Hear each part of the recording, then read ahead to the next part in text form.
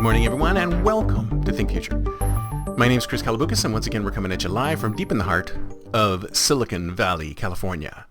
We're talking innovation startups, the future, but not necessarily those, and not necessarily in that order. As a matter of fact, today we're talking AI.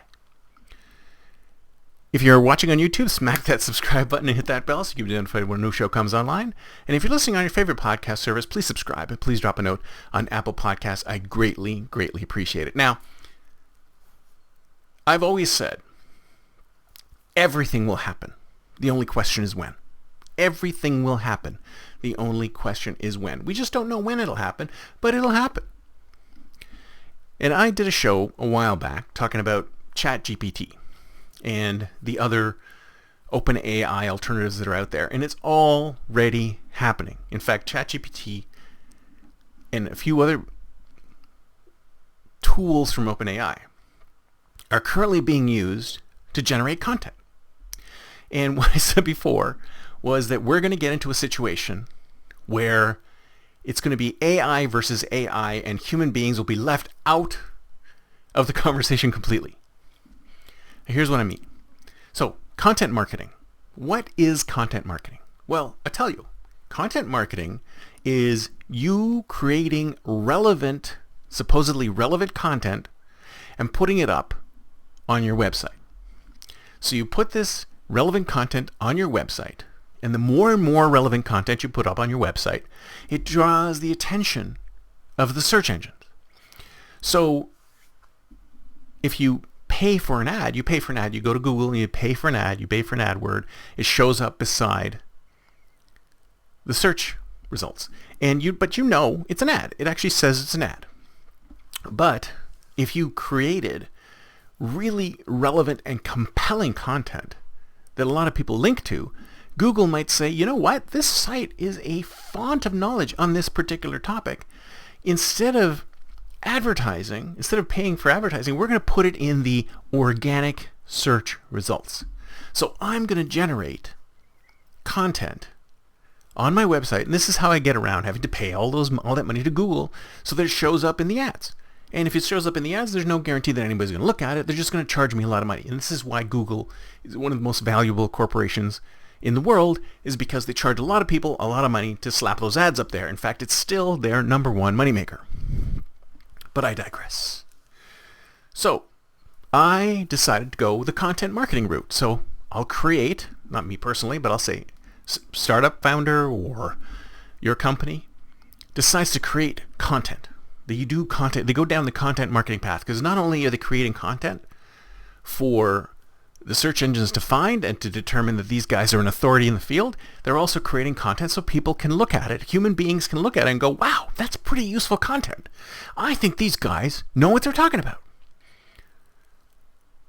And also for employees, prospective employees of the company will go to the website and go look at it and go, wow, these guys are really smart. They know what they're talking about. Relevant content. And not only does it bring you up in search engines so that when I'm searching for a particular thing, it'll come up in the organic results. People just coming across it will look at it and go, yep, that's legit. And prospective employees will do the same thing, right? So I'm creating content, and I spend a lot of money creating content. I hire writers, I do research, and I create all sorts of relevant content for the engines at Google to look at. So I have to create content for the engines at Google and people to look at. But it's more important that the content is optimized for the engines at Google. Because if I don't optimize my content for the engines at Google, then no one's going to see it at all. It will never show up, period. Period. It will never show up, period. So I need to write my content so that the AI engines at Google, I'm not sure if they're AI engines, they're search engines, I'm sure there's some AI there. The AI there will look at my content and go, yep, that's relevant. So that's my number one. I mean, it's secondary. The reality is, it's sad, but it's secondary. In content marketing, the first thing, or first order of business, is get found by the search engines. Whether it makes sense to human beings, that's a different thing. So now we have the latest iteration of ChatGPT. And I don't know if any of you have used it, but it is amazing. It can write anything you want. I mean, I went there the other day and I said, write some sales copy. Pitch me this product. Pitch me this. Pitch me that. Write a treatise on this. Write a treatise on that. And it came out and it was pretty damn good. And not only that, it remembered what you said before. So you could just continue asking questions and it would add more and more information. And I posted a little while back on my blog a conversation with this AI. And if you think about it, it's creating amazing content. So what's to stop content marketers? People who are hiring content marketers today and spending all that money on content marketing, hiring writers, hiring researchers, all that, spending a lot of money on content marketing. What's to stop them from going to ChatGPT, spending a few pennies, and having it generate all the content? Why can't I just say, write me a 1,000-word blog post on the importance of XYZ. It will generate a 1,000-word blog post on the importance of XYZ and sound like a human being doing it. And have all the keywords that are essential in there. I've done it myself. I looked at it. It's damn good. What's to stop me from going to ChatGPT and entering that stuff and pulling that content and slapping it into my blog post and then putting that up and then having the AI look at it? So it's AI versus AI. AI is reading AI-generated content to show it to humans. What kind of world are we living in? I mean, I've already said before, the whole supply and demand thing is broken. I mean, the systems don't know what I want. They should know what I want. They should know plenty about my personal situation.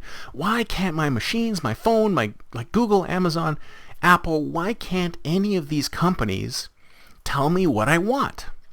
And I'll tell you why. Because they make money in the ability to not tell me exactly what I want. They make money in the space between giving me exactly what I want and what people offer.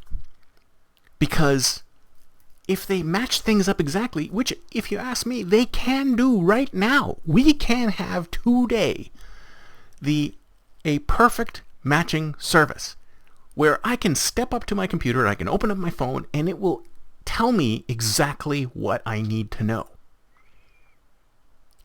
I'll betcha it can do that, but they make too much money in the variances.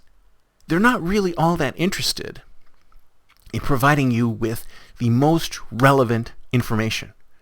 Because if they were, then they could probably do it already. There's no money in the most relevant information. But that's what I'm saying. We've gotten to the world now where AI is creating content for other AIs to look at and have those AIs make the decision that the human being can look at it. I can't wait for the day when we see AI-generated novels. We've already seen AI-generated cover letters.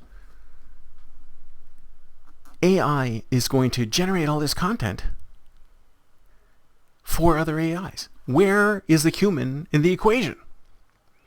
Sure, we throw in a few ideas for the AI to build on, but where is the human in the equation? We're pushing the humans out of the equation when we should be bringing them back in. This is why I say one of the things we should do, we should really focus on how can we bring the human back into everything. Because we are dehumanizing a lot of what we're doing. And sure, these tools are great, and I love using these tools, but in conjunction with humanity. How do we stop the dehumanization process and continue the co-humanization process? We should be able to co-create with AI, not dehumanize our content by only letting AI generate it and read it and be that intermediary for us. That's it for me for today. See you next time, and until then, don't forget to think future.